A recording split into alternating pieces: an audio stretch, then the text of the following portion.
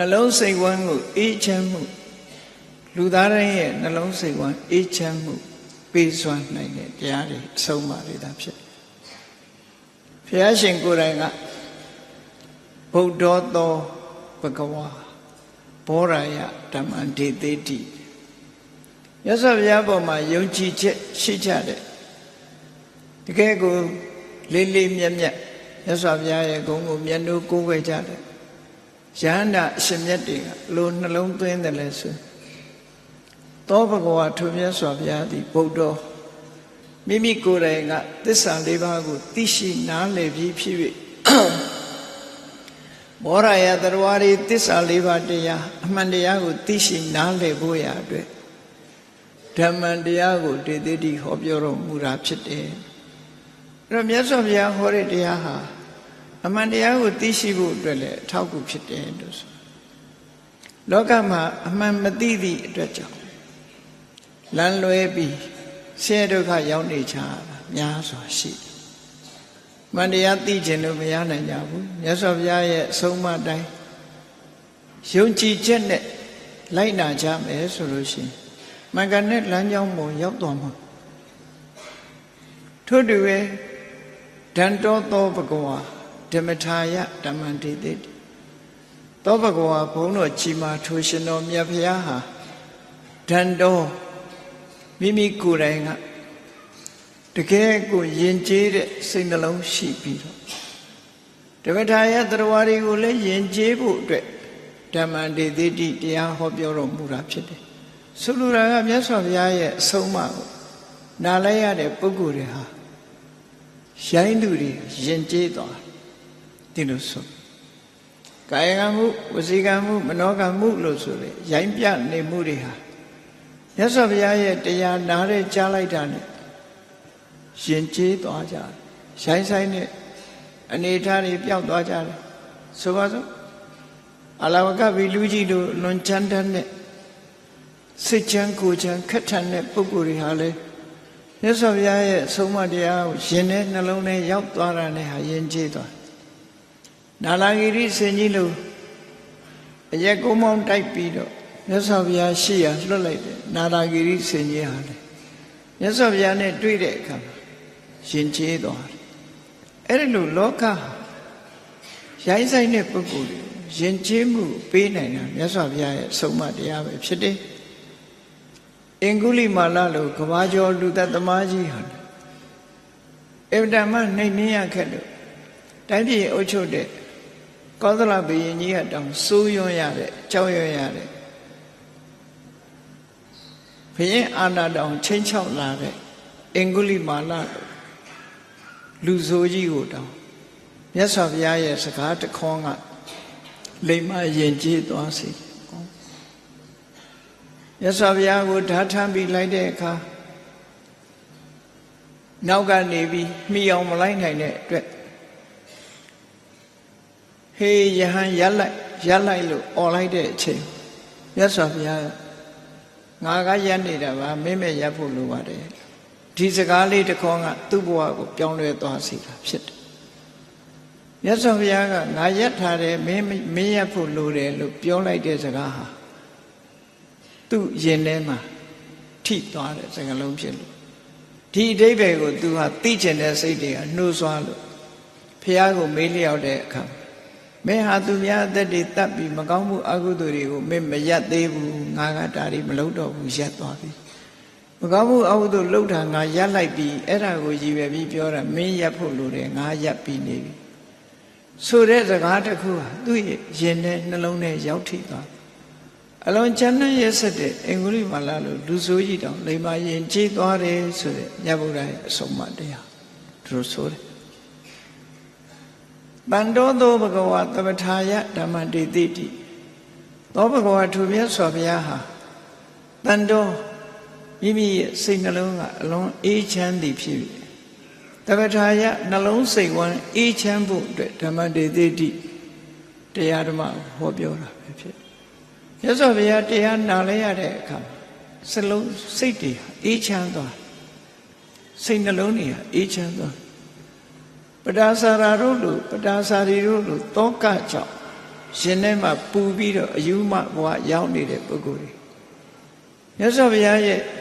တရားသံလေးကြားလိုက်တာနဲ့အဆုံးအမစကားလေးသိလိုက်ရတာနဲ့သူ့ရဲ့အပူတွေဟာအလုံးငြိမ်းသွားအဲ့ဒါလို့တဏှတိအမတ်ကြီးပူပင်သောကရောက်နေတဲ့အချိန်မြတ်စွာဘုရားရဲ့ဆုံးမစကားလေးတစ်လုံးကြားလိုက်တာနဲ့သူ့ရင်ထဲမှာအေးချမ်းသွားအပူတွေကိုဖယ်ရှားသွားတယ်အဲ့တော့မြတ်စွာဘုရားဟောကြားတဲ့စကားတော်ဟာနှလုံးစိတ်ဝမ်းအေးချမ်းစေတယ်ဒီကနေ့ကဘာမှာလူတွေဟာတောကလို့ဆိုတဲ့ရှင်ထဲမှာစိုးရိမ်စိတ်တွေနဲ့ stress လို့ခေါ်တဲ့စိတ်ဖိစီးမှုတွေအလွန်များပြားကြတယ်စီဝါဥစ္စာတိုးတက်လို့ချမ်းသာကြွယ်ဝတဲ့ပုဂ္ဂိုလ်တွေလည်းစိတ်ဖိစီးမှုတန်းတွေခံကြအထူးသဖြင့်ဘုရားဝတ္တဝင်မဟုတ်တဲ့နိုင်ငံတွေမှာမြတ်စွာဘုရားရဲ့အဆုံးအမကိုမရတဲ့နိုင်ငံတွေမှာစိတ်ဖိစီးမှုတွေလွန်များတယ်ဒါကြောင့်မို့သူတို့နိုင်ငံတွေမှာဘယ်သူတွေအလုပ်ဖြစ်နေတော့ဆို psychiatrist တို့ psychotherapist တို့ဆိုတဲ့စိတ်ဖိစီးမှုကိုဖြေပြောက်ပေးနိုင်မဲ့ဆရာဝန်တွေဟာများစွာအလုပ်ဖြစ်တယ်။ဘာကြောင့်စိတ်ဖိစီးတဲ့ပုဂ္ဂိုလ်တွေများမြန်မာနိုင်ငံမှာစိတ်ဖိစီးတဲ့ပုဂ္ဂိုလ်ဆိုအတော်နည်းတယ်မရှိဘူးလို့ဆိုလိုတာတော့မဟုတ်။မြတ်စွာဘုရားရဲ့တရားတော်ကိုနှလုံးသွင်းလိုက်လို့ရှိရင်စိတ်ဖိစီးမှုတွေရောပါသွား။ stress လို့ခေါ်တဲ့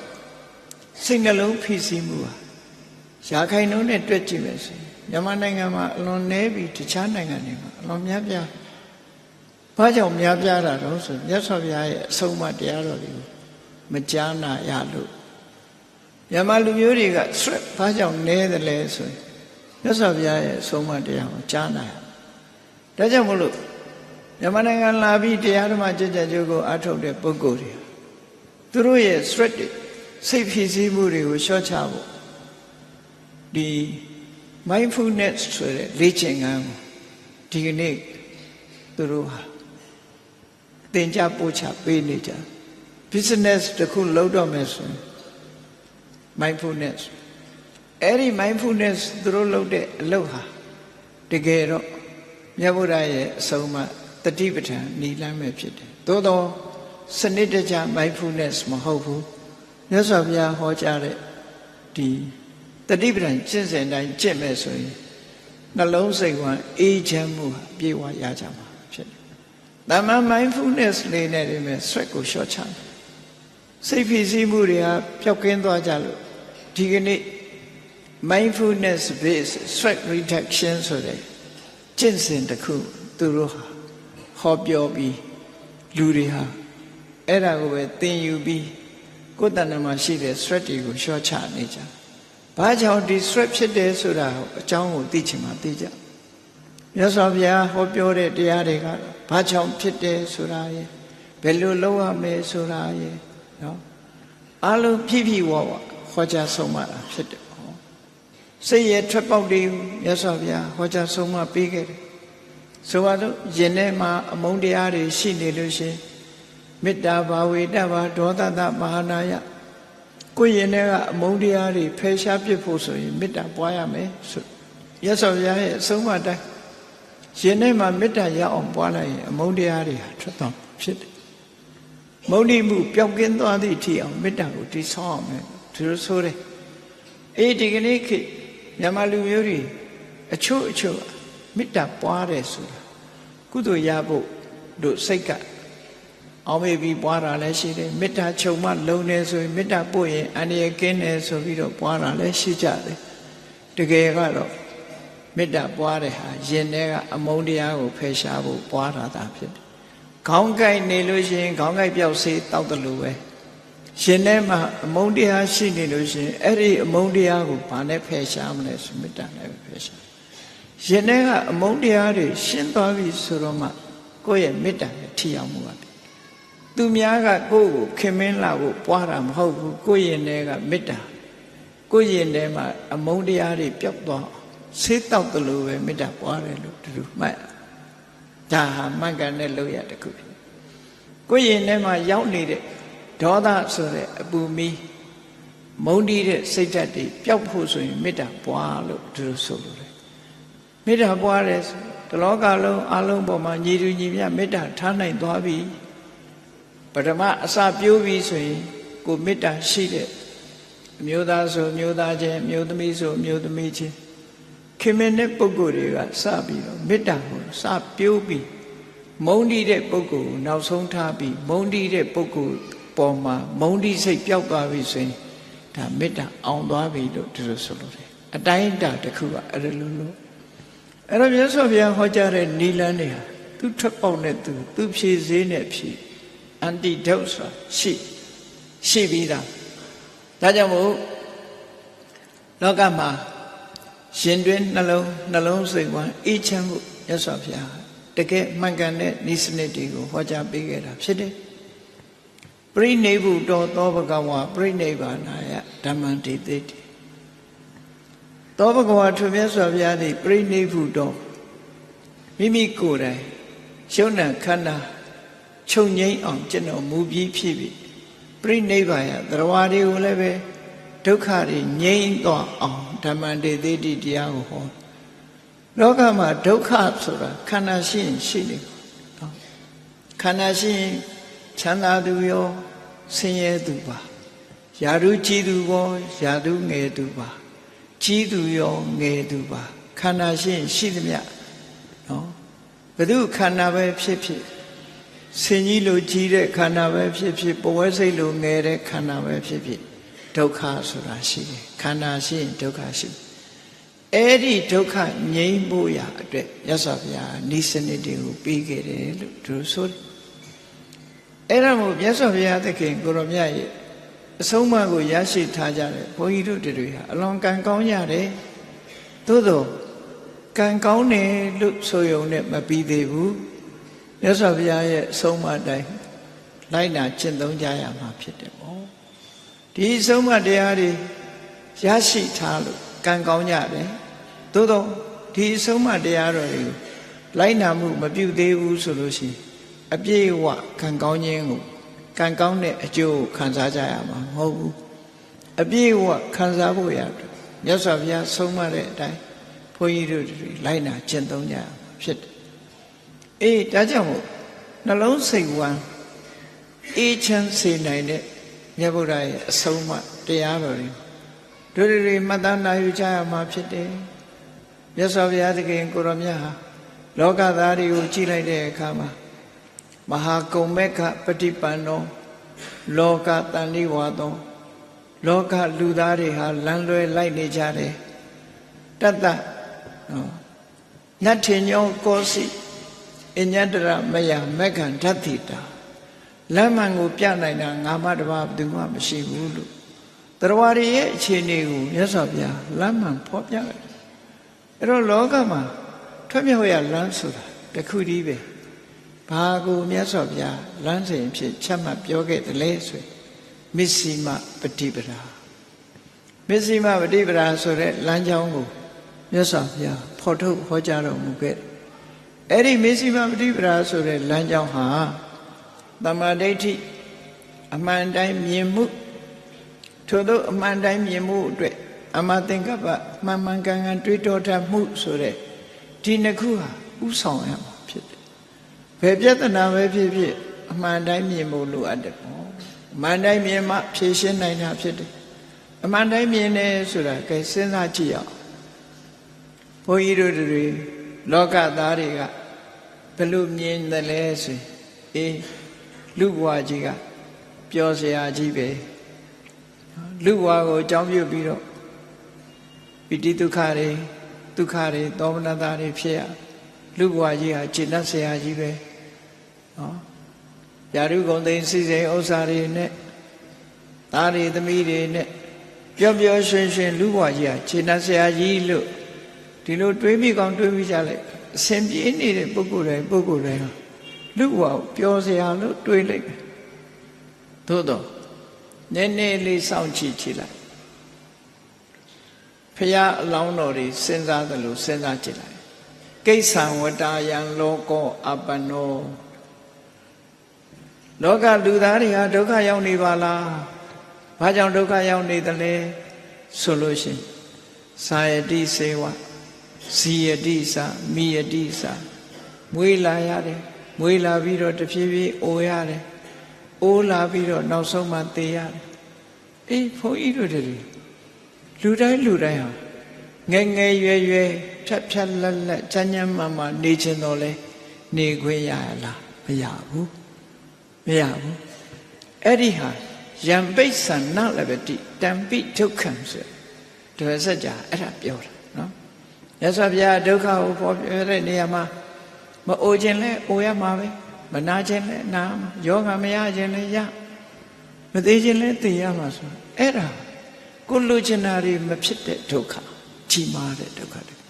အဲ့ဒီဒုက္ခကဘာကြောင့်ရတယ်လဲလို့ဆိုလို့ရှိရင်တန်ခိတ်တေနပစ္စုပ္ပန္နနက္ခဏာဒုက္ခလို့ဆိုတဲ့ခန္ဓာငါးပါးရထားလို့ဒီဒုက္ခတွေဖြစ်တယ်အဲ့ဒါကိုမြင်တာကိုတမ္မာဒိဋ္ဌိလို့ခေါ်တယ်အမှန်မြင်ပြီးတဲ့အခါအကြောင်းရှာဘယ်လိုအကြောင်းရှာအခုလို့မွေးဖွားလာပြီးတဲ့နောက်လူတိုင်းစဉ်းစားကြည့်နေ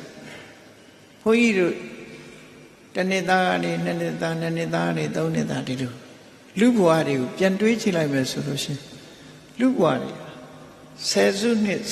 စ်တစ်ခုဟာပြောင်းလဲသွားတာတွေဟာအတ္တမထင်ရှားပထမတစ်နှစ်သားကနေပြီး10နှစ်သားအထိမန္တတတကလို့ခေါ်တယ်နုနယ်တဲ့အရွယ်အလုံးအမေနာကပ်အဖေနာကပ်ညီကောင်မောင်နှမနာကပ်ပြီးတော့အကိုရရှားနေတဲ့အရွယ်လေးပဲကိုယ်ကာယလည်းနုနေတယ်စိတ်ဓာတ်ကလည်းနုနေတယ်နော်10နှစ်ကနေ17နှစ်ကနေပြီးအသက်20ရောက်သွားတဲ့အခါကျတငယ်ချင်းအပေါင်းအသင်းတွေနဲ့သူကလူလောကထဲမှာဝေရောက်ကျက်စားလာပျော်တဲ့အရွယ်ခိဋ္ဌာဓာတကလို့ခေါ်တယ်အဲ့ဒီ10နှစ်ကပျော်တယ်ခုခေတ်နဲ့ပြောမှဆိုရင်ကျောင်းနေကြပြီပေါ့နော်ကျောင်းအပေါင်းအသင်းတငယ်ချင်းတွေနဲ့ပျော်ပါနေကြတယ်ဟုတ်ပြီ22နှစ်ကနေပြီး30နှစ်ကြာပါတော့လူကိုယ်ကထွားကြိုင်ပြီးတော့တင်းအောင်တင်းနေလှလှပါပါလူဟာအစင်းလှထွားတော့ကြိုင်ဖြစ်လာအစင်းလှပါပြီထွားတော့ကြိုင်ကိုယ်အင်္ဂါပြည့်ပြည့်စုံစုံနဲ့ကြည်ပြောရှုပြောဖြစ်လာအဲ့ဒါကိုဝဏ္ဏတတကလို့ခေါ်တယ်ဆယ်စုနှစ်ပြီးရင်ကုန်သွားမယ်ပထမနုနယ်တဲ့အရွယ်ဟာကုန်ခန်းသွားပြီနော်10နှစ်ပြည့်တာနဲ့ကုန်ခန်းသွားပြီ17နှစ်ကနေနှစ်20ပျော်တဲ့ခေတ်ကလည်းပဲတဖြည်းဖြည်းလျော့ပါလာပြီအရွယ်22နှစ်ကနေ30ထိအောင်ဝဏ္ဏတတကခန္ဓာကိုယ်ဖွံ့ဖြိုးတဲ့အရွယ်အဲ့ဒီအရွယ်ကလည်းဒီတိုင်းနေမလားလို့ဆိုမနေဘူး31ကနေ40ရောက်တဲ့အခါကျတော့တိုးတက်လာတာဘာတိုးတက်လာတော့ခွန်အားဗလာတွေတိုးတက်လာလုံနိုင်တယ်ကိုင်းနိုင်တယ်သွားနိုင်တယ်စားနိုင်တောက်နိုင်အဲ့ဒီအရွယ်ဟာလှုပ်ရှားနိုင်တဲ့အရွယ်နော်အဲ့ဒီလှုပ်ရှားနိုင်တဲ့အရွယ်ကလည်းပဲဒီတိုင်းနေလားဆိုမနေဘူးသူလည်းပြောင်းလဲမှုနဲ့သွား41ကနေ50ကျတော့ဘာဖြစ်လဲအရာရာမှာဆင်ញင်လာခါတိုင်းလို့မစင်မကျင်မနေတော့ဘူးနောင်ရည်တွေတွေးထပ်လာပြီပညာဓာတကလို့ခေါ်တယ်50အထိလူဘဝဟာအဲ့ဒီအချိန်နှစ်50 golden seal jubilee လို့ဆိုတယ်ရွှေခေတ်ရွှေနှစ်50ရွှေနှစ်လို့ပြောလို့ရတယ်ဒါမို့ရွှေရုနဲ့ဂျူလီတွေကြည့်ပြီးရွှေရုလို့ပြောကြတယ်လူဘဝမှာလည်းပဲဒီရာစုဆယ်စုနှစ်တွေနဲ့ပြောမှဆိုရင်အသက်50ထိဟာရွှေနှစ်လို့ပဲပြောရမှာပဲဖြစ်တယ်ကဲ52နှစ်ရောက်လာပြီဆိုရင်ရွှေခေတ်ကကုန်မိုးစလာ52နှစ်ကနေ60ကြာဘာခေါ်တော့ဆိုဟာလိဓာတကရောကြလာပြီနော်51ကနေစပြီးတော့60ဒီအတွင်းဟာလူဟာအစအရာအစင်ရောင်လေးကလည်းကြာလာတယ်သူရဲ့အသားရည်လေးကလည်းပရည်လေးတွေလည်းတွန့်လာတယ်နော်သွားလေးတွေကလည်းနဲ့လာတယ်ဆပင်လေးတွေကလည်းဖြူဒါပေမဲ့ကုန်းယုံပြီးတော့ဆပင်ဖြူရင်လည်းဆိုးလိုက်တယ်သွားနဲ့လာရင်လည်းသွားဆိုင်ပလိုက်တယ်နှုတ်ပြီးတော့အဲ့ဒါလို့တော့ခုခံကာကွယ်တာပဲသို့တော့ကာကွယ်ရင်အသက်60ရောက်သွားနော် ရုပ်လျော့လာတာအင်အားလဲအရင်ကလို့မကောင်းနည်းနည်းယော့လာ